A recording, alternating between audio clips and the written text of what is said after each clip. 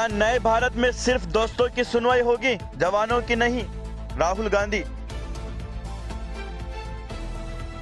बागी राकिनी असेंबली शिवसेना को तोड़ना चाहते हैं, उद्धव ठाकरे।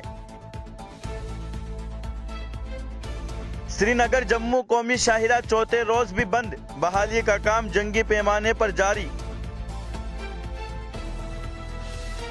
जिसको हमारा सामना करना हो वो मुंबई आ सकते हैं, संजय रावत।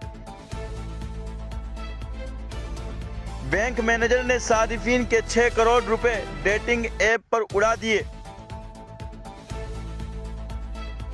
बड़गाम में नार्को टेरर मार्ड्यूकोल का पर्दाफाश, 4 इयानतकार गिरफ्तार।